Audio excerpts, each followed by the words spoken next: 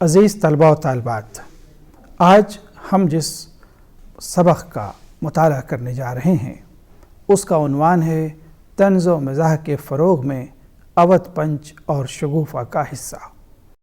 اودھ پنچ اور شگوفہ دو انتہائی اہم رسالے جو طنز و مزاح سے متعلق ہے۔ اردو طنز و مزاح کی تاریخ اودھ پنچ کے بغیر ادھوری ہے، جو ایک ہفتہ وار اخبار تھا۔ یہ ایک دلچسپ حقیقت ہے کہ اس کے اتباع میں متعدد مزاحیہ پنچ اخبار شائع ہوئے، مگر اودھ پنچ کے معیار اور شہرت کو کوئی نہ پا سکا۔ اودھ پنچ اور منشی سجاد حسین لازم و منظوم ہے، کیونکہ یہ اخبار اپنے پہلے اور آخری یعنی صرف ایک ہی مدیر کی ادارت میں نکلا اور بند ہوا۔ اسی مدیر کا نام منشی سجاد حسین ہے، جو 1856 کو کاکوری میں پیدا ہوئے۔ ان کے والد شیخ منصور علی ڈپٹی کلکٹر اور مامون نواب فدا حسین لکھنؤ کے وکیل تھے، جو حیدرآباد کی عثمانیہ عدالت العالیہ کے چیف جسٹس ہوئے۔ ابتدائی تعلیم ماموں کی نگرانی میں حاصل کی۔ اردو فارسی پر عبور جبکہ عربی کی شدھ بدھ تھی۔ 1873 کو کیننگ کالج میں داخلہ لیا، مگر افتاد طبع کی بنا پر FA مکمل کیے بغیر کالج چھوڑ دیا۔ کچھ عرصہ فیض آباد میں فوجیوں کو اردو پڑھانے کے لیے منشی مقرر ہوئے، مگر 1 سال کے اندر ہی ملازمت ترک کر دیا۔ منشی سجاد حسین کو اوائل عمر سے اچھی زبان سیکھنے اور بہترین اردو بولنے کا موقع ملا۔ ایسا ماحول ملا۔ وہ مشرقی تہذیب کے دلدادہ اور مغربی تہذیب کے سخت مخالف تھے۔ اپنا طریقہ اور وضع نہیں بدلی۔ ان میں بلا کی ذہانت، شوخی اور ظرافت تھی۔ زندہ دلی ان کی گھٹی میں پڑی ہوئی تھی۔ مصیبت اور تکلیف کو بھی کبھی محسوس نہیں ہونے دیا۔ مسکراہٹ سے اس کا استقبال کرتے۔ زندگی کے آخر چند سالوں میں فالج زدہ ہو گئے، مایوسی نظر آنے لگی۔ اس حالت میں کہتے کہ علاج اس لیے کر رہا ہوں کہ باضابطہ موت ہو۔ بلا علاج مرنے کو وہ بے ضابطہ کہتے تھے۔ یعنی بستر مرگ پر بھی طنز و مزاح کا سلسلہ جاری تھا۔ انتقال سے 2 سال قبل اودھ پنچ کو بند کر دیا۔ حاجی بغلول، احمق الزین، طرح دار لونڈی، کایا پلٹ اور میٹھی چھری وغیرہ ان کے ظریفانہ ناول ہیں۔ جیسا کہ ابھی میں نے کہا کہ منشی سجاد حسین نے تعلیم مکمل نہیں کی۔ طبیعت شوخی کے ساتھ سیمابی بھی تھی۔ یہی وجہ ہے کہ فیض آباد میں فوجیوں کو اردو پڑھانے کی ملازمت ترک کر دی۔ اس کے بعد بدایوں کے ڈپٹی کمشنر منشی محفوظ علی کے مشورے سے لندن کے مزاحیہ اخبار پنچ کے طرز پر 16 جنوری 1877 کو لکھنؤ سے ہفتہ وار اخبار اودھ پنچ جاری کیا۔ ہر جمعرات کو شائع ہونے والے 12 صفحات پر مشتمل اس اخبار کا سالانہ اعزازیہ 12 روپے اور 13 آنے تھا۔ پہلے شمارے میں ایڈیٹر نے سرمہ بینش نام سے مضمون شائع کیا، جو اخبار کی پالیسی کا اعلان نامہ تھا۔ یہ پہلا ہندوستانی اخبار ہے جو کارٹون شائع کرتا تھا، مگر آج کے کارٹونوں کے برعکس اس کی لکیریں سیدھی اور پنسل اسکیچ کے مماثل ہوتی تھیں۔ اس اخبار کی پالیسی اور مزاج بالکل واضح تھی۔ اس کا ایک سیاسی اور سماجی نقطہ نظر تھا، جو ظریفانہ پیرائے میں اظہار کرتا تھا۔ مصلحت پسندی کو وہ سخت ناپسند کرتا تھا۔ جس بات کو سچ سمجھتا برملا کہتا، عوام کا حامی اور حکومت کا نکتہ چین تھا۔ یہی وجہ ہے کہ کانگریس سے مناسبت تھی۔ ہندو مسلم اتحاد کو ملک کی سالمیت کے لیے ضروری قرار دیتا۔ مغربی تہذیب کا مخالف اور مشرقی اقدار کا محافظ خیال کیا جاتا۔ یہی وجہ ہے کہ اس نے سر سید تحریک کو بطور خاص نشانہ بنایا۔ 30 دسمبر 1899 کو لکھنؤ میں کانگریس کا اجلاس ہونے والا تھا۔ مخالفین نے زبردست پروپیگنڈا کیا۔ منشی سجاد حسین نے انڈے بیچنے والی چیل چلہار عنوان سے مضمون شامل کیا۔ جی، اس کا آپ عنوان ملاحظہ کریں، انڈے بیچنے والی چیل چلہار۔ پھر کیا تھا؟ کانگریس مخالف عناصر خاموش ہو گئے۔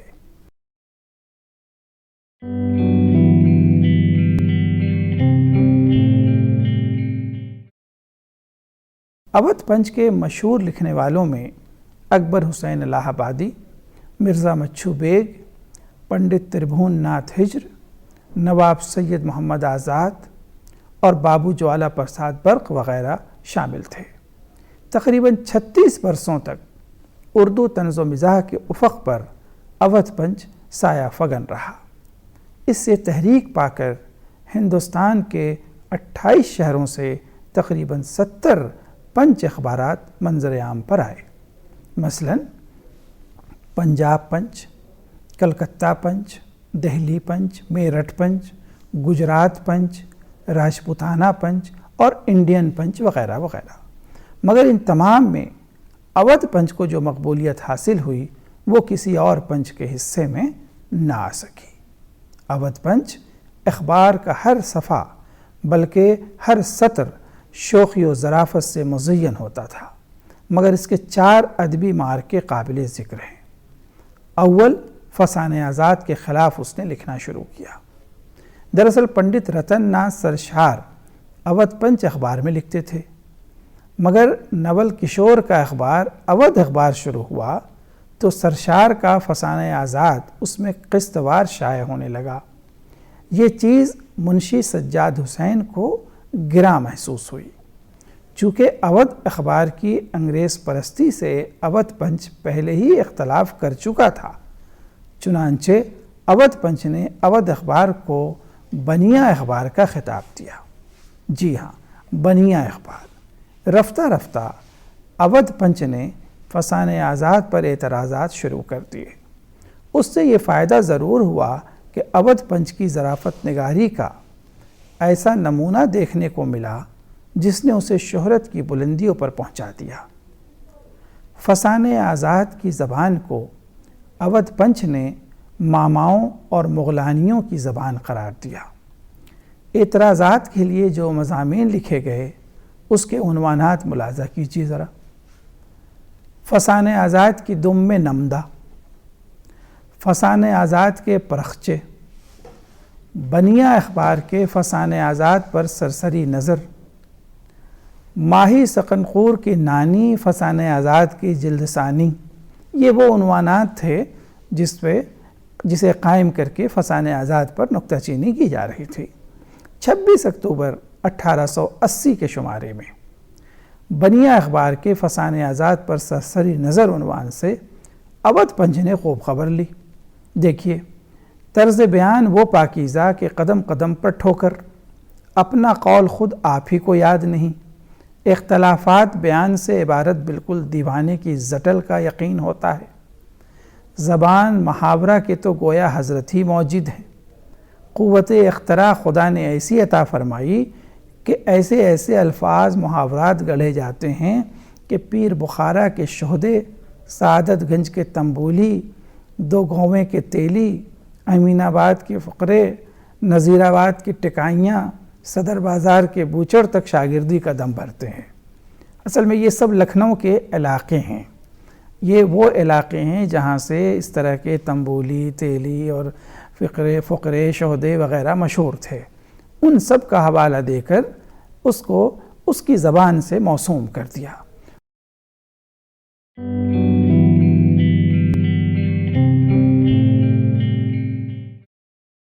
دوسرا محاذ الطاف حسین حالی کے خلاف اودھ پنچ نے کھولا، بیچارے حالی کو بے حال کر دیا۔ وہ شعر بہت مشہور ہے، آپ نے سنا ہی ہوگا کہ ابتر ہمارے حملوں سے حالی کا حال ہے، میدان پانی پت کی طرح پائمال ہے۔ حالی پر اودھ پنچ نے 2 الزامات لگائے۔ ایک یہ کہ جس کو وہ شاعری کہتے ہیں محض قافیہ پیمائی ہے، فطری شاعری کی لطافت و رنگینی سے خالی ہے۔ دوسرے انہوں نے اپنی بات کے لیے جو اشعار مثال میں پیش کیے ہیں وہ اکثر لکھنؤ کے شعراء کا کلام ہے، جو کہ لکھنؤ کے شاعروں کی توہین ہے۔ بہرحال حالی کو اودھ پنچ نے زباندان اور شاعر ماننے سے انکار کیا، بلکہ یہ ثابت کرنے کی کوشش کی کہ ان کا پورا دیوان غلطیوں سے پر ہے، وہ جا بجا ٹھوکریں کھاتے رہتے ہیں۔ رحمت اللہ رات کانپوری نے رباعیات حالی کا مجموعہ چھاپا تو اودھ پنچ نے بعنوان کہ رباعیات حالی لطافت سے خالی اور حضرت رات کی تعریف خیالی، ایک رباعی میں حالی نے 4 مرتبہ لفظ کپڑے کا استعمال کیا۔ بس کیا تھا، اودھ پنچ کو کچھ کہنے کا موقع ہاتھ آ گیا۔ اس نے آڑے ہاتھوں حملہ کرتے ہوئے لکھا کہ فصاحت ایسی کہ 4 مصروں میں 4 جگہ کپڑوں کا عرضہ موجود ہے۔ رباعی کیا ہے، پیپر مل کی گودڑ کی ہانڈی یا دھوبی کی لادی۔ استعارہ ایسا نفیس کہ معلوم ہوتا ہے کہ چرکین کے دیوان سے رباعی نقل کی ہے۔ رات کانپوری نے رباعیات حالی کی تعریف میں یہاں تک کہہ دیا کہ رباعیاں عمر خیام کی رباعیوں سے زیادہ کارآمد ہیں۔ چنانچہ اودھ پنچ راد پر کڑک کر کہتا ہے کہ اگر 2-4 ایسے قدردان اور پیدا ہو جائیں تو اردو شاعری کے طفیل میں فارسی شاعری بھی درست ہو جائے، اور راد کی بیان کردہ خوبیوں کو شاعری سے ایسا تعلق ہے جیسے اونٹ کو عرق گاؤ زباں سے۔ حالی کے خلاف اودھ پنچ نے تقریباً 33 مہینے تک اعتراضات کا سلسلہ جاری رکھا۔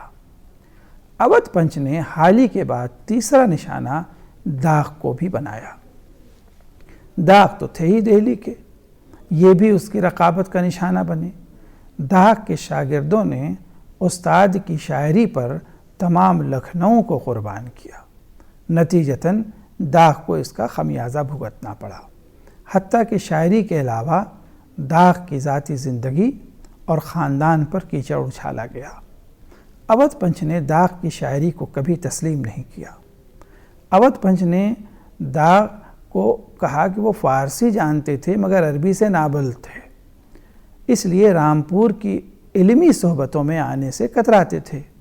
یہاں یہ بات بھی آپ کے علم میں آنا ضروری ہے کہ اودھ پنچ کا یہ خاص وصف تھا یا کہ خامی تھی کہ اس نے دبستان کے امتیازات کو پھیلانے میں بڑھ چڑھ کر حصہ لیا۔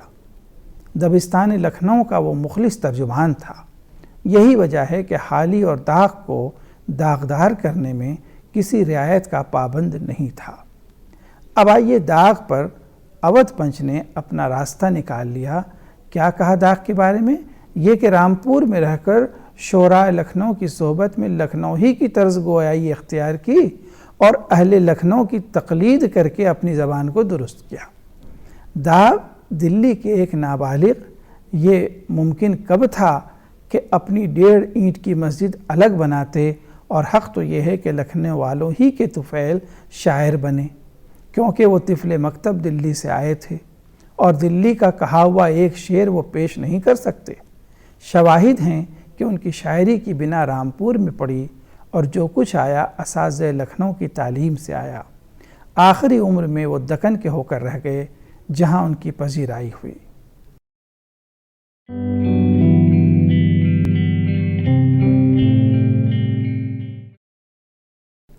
اودھ پنچ کا چوتھا اور آخری مارکہ گلزار نسیم کے سلسلے میں ہوا۔ دراصل عبدالحلیم شرر نے مثنوی گلزار نسیم پر اعتراضات کیے اور یہ دعویٰ بھی کیا کہ یہ مثنوی آتش کی ہے، جس پر پنڈت دیا شنکر نسیم نے اپنا نام لکھ دیا ہے۔ اودھ پنچ کو ایک موقع ہاتھ اور آ گیا۔ اس نے یہ مفروضہ لکھا کہ اگر یہ مثنوی آتش کی ہے تو اس میں زبان و محاورے کی غلطیاں کیوں ہیں؟ بات بڑھتی گئی، 1 سال تک یہ مارکہ چلتا رہا۔ اودھ پنچ کی ایک خاص بات یہ ہے کہ اپنے معاصروں سے برابر الجھتا رہا۔ اودھ اخبار پر خاص عنایت تھی۔ طوطی ہند میرٹھ کو بھی اس نے نہیں بخشا۔ اس کے باوجود اودھ پنچ کی اردو خدمات کو فراموش نہیں کیا جا سکتا۔ یہ ظرافت کا وہ سرچشمہ تھا کہ اس کے پڑھنے اور سننے والے اخبار کے فقروں اور لطیفوں پر لوٹ پوٹ ہو جاتے تھے۔ امداد صابری لکھتے ہیں، جو پھبتی اس میں نکل جاتی ہے وہ مہینوں لوگوں کی زبانوں پر رہتی تھی اور دور دور تک مشہور ہو جاتی تھی، اور ان کا جو نشانہ بنتے تھے وہ دل مسوس کر رہ جاتے تھے اور دیکھنے والے بے کسی پر ہنستے تھے۔ اودھ پنچ کے ظریف اسی زمانے کے مذاق کے عادی تھے۔ اس وقت مذاق و ظرافت کا دائرہ بہت وسیع تھا، بے اعتدالیوں پر توجہ نہیں دیتے تھے۔ اودھ پنچ نے سر سید کو بھی نہیں بخشا، انہیں پیر نیچر کا خطاب اسی نے دیا تھا۔ اس محاذ پر اکبر الہ آبادی پیش تھے، مگر شاید بعد میں انہیں احساس ہو گیا۔ بہرحال اودھ پنچ نے ریاستوں کی خوش آمد و چاپلوسی سے اپنا دامن پاک رکھا۔ یہ انسانوں سے نفرت نہیں کرتا تھا بلکہ انسانیت نواز تھا۔ ہندو مسلم کے تہواروں میں برابر کا شریک رہتا۔ ہولی اور بسنت کے زمانے میں اس کا پرچہ سرخ اور زعفرانی رنگ کے کاغذ پر شائع ہوتا تھا۔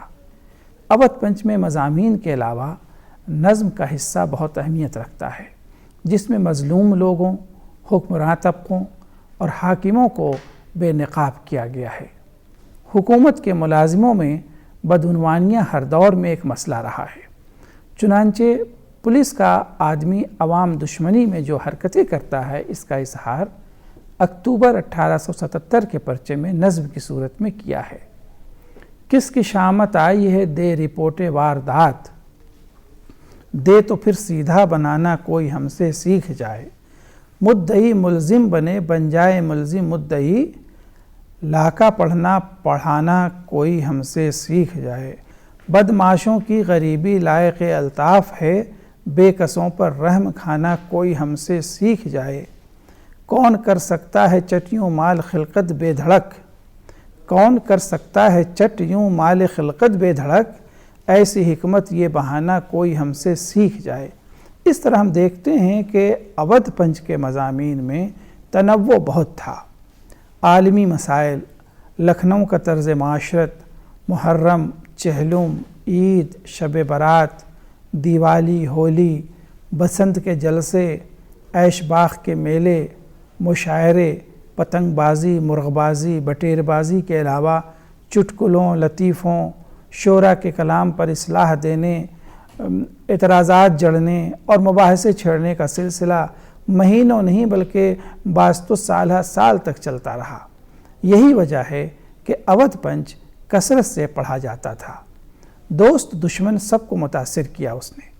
اس دور میں کوئی رسالہ یا اخبار ایسا نہیں تھا کہ جس نے اودھ پنچ کا اثر قبول نہ کیا۔ اودھ پنچ کی نثر نے طنز و ظرافت نویسی کو ایک منفرد اور ذاتی لہجہ دے کر طنز و ظرافت کی روایت کو مستحکم کیا۔ اس نے آنے والے مزاح نگاروں کے لیے راستہ کھول دیا۔ چنانچہ 20ویں صدی کے اردو اخبارات میں طنزیہ و مزاحیہ کالم ہر اخبار کا ایک حصہ بن گیا۔ آزادی اظہار اور جرأت و بے باکی کے لیے یہ موزوں ترین تحریر ہوتی ہے۔ اودھ پنچ نے اسے ثابت کر دیا۔ اودھ پنچ کی تعریف اکبر الہ آبادی نے چند اشعار میں کی ہے، ملاحظہ کیجئے، آپ کو اس میں لطف آئے گا۔ اے فخر دہ زبان اردو، دے اوج دہ نشان اردو، رنگی میں غیرت گلستاں، شوخی میں حریف برق تاباں، کیا خوب ہے نسخہ اودھ پنچ، محبوب ہے نسخہ اودھ پنچ، دن رات یہی ہیں اب تو چرچے، پرچائے ہیں دل کو اس کے پرچے، ہے خلق خدا قتیل اس کی، حاسد کا حسد دلیل اس کی۔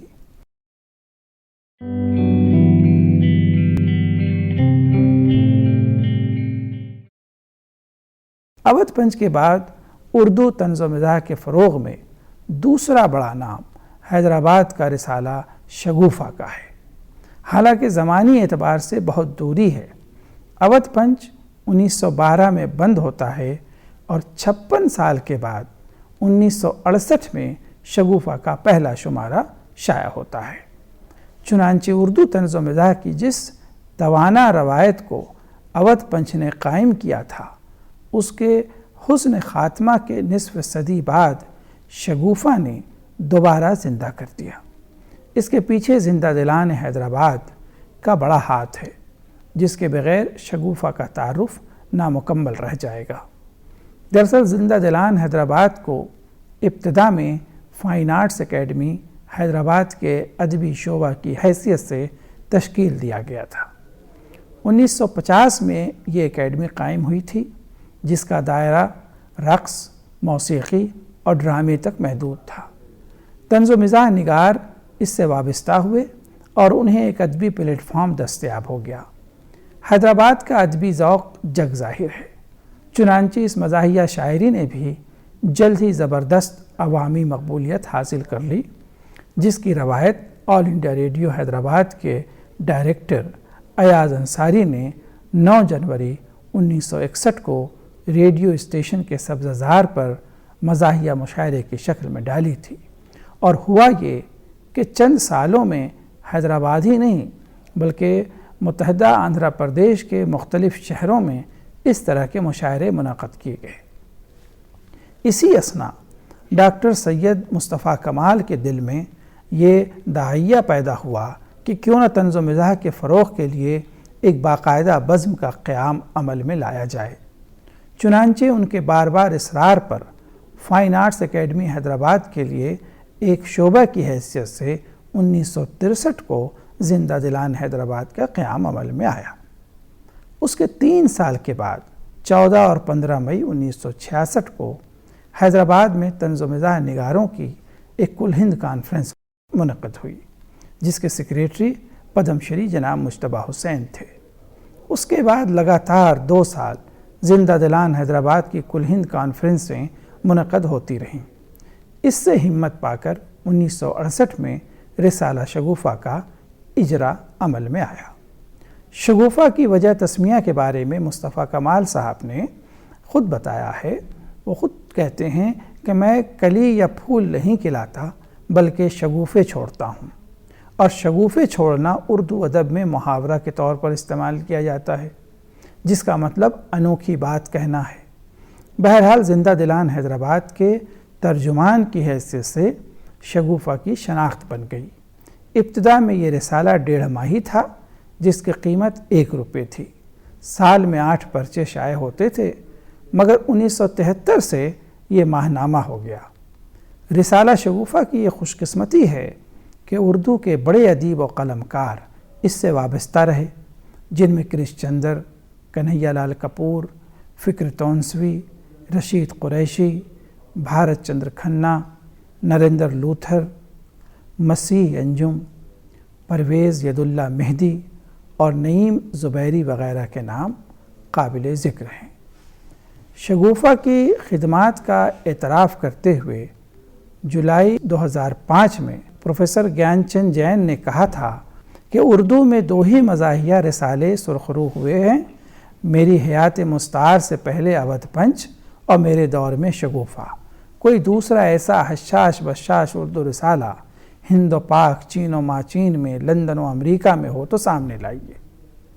جیسا کہ میں کہہ چکا ہوں کہ اردو طنز و مزاح کی تاریخ سر فہرست اودھ پنچ درج ہے اس تاریخ میں، مگر اعتبار سے شگوفہ کو فوقیت حاصل ہے، یعنی نصف صدی گزر جانے کے بعد بھی یہ رسالہ پابندی سے شائع ہو رہا ہے۔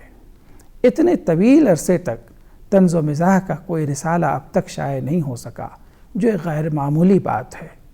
شگوفہ میں سوائے مرثیہ، حمد، نعت و منقبت کے تمام اصناف ادب میں طنز و مزاح کے نمونے شائع ہوتے ہیں۔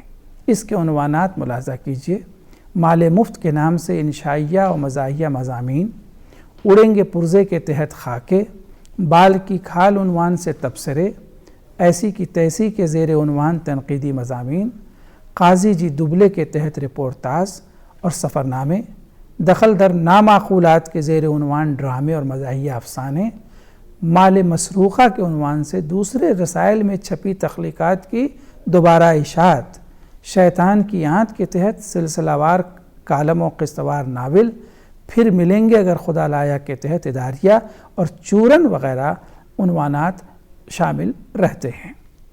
شگوفہ نے کئی خواتین مصنفین کو بھی روشناس کرایا، مثلاً پروفیسر حبیب ضیاء، ڈاکٹر رشید موسوی، ڈاکٹر حلیمہ فردوس وغیرہ، جنہوں نے گھریلو الجھنوں اور ذاتی انفرادی مسائل پر لکھ کر مزاح پیدا کرنے کی کوشش کی۔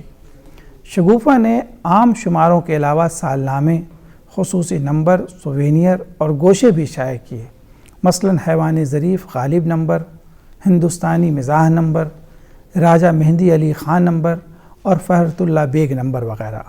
اس کے علاوہ مختلف ادبی شخصیات و مزاح نگار کے انتخاب کو بھی شائع کیا، نیز گوشے بھی شائع کیے، مثلاً گوشہ بیاد کرش چندر، گوشہ بیاد سلیمان خطیب، گوشہ راجندر سنگھ بیدی، گوشہ بھارت چند کھنہ، گوشہ شوکت تھانوی وغیرہ۔